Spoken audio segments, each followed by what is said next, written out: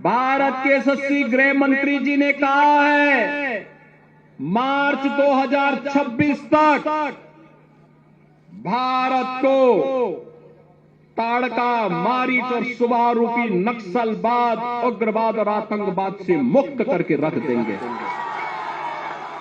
आप गृह मंत्री जी के संकल्प के साथ हैं या नहीं है?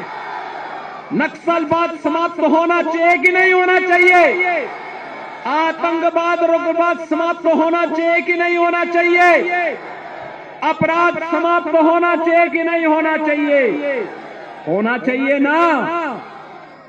तो इसके लिए कांग्रेस, आरजेडी और उनके जितने भी पार्टनर हैं जो अपराध की फैक्ट्री चलाते हैं, विकास के बैरियर हैं, इनको सत्ता में आने से रोकना पड़ेगा, इनको बेरोजगार करना पड़ेगा, तब नौजवानों के लिए रोजगार आएगा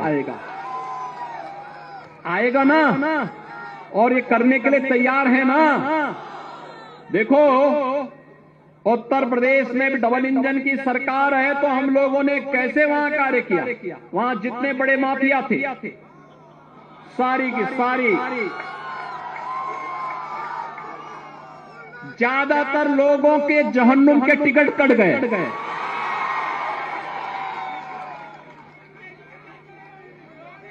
जो गरीब को मारेगा, बहन बेटियों की इज्जत के साथ खिलवाड़ करेगा, व्यापारियों का अपहरण करेगा, नौजवानों के रोजगार पर सेंध लगाएगा, तो उसके लिए तो यमराज के घर का ही टिकट होगा ना।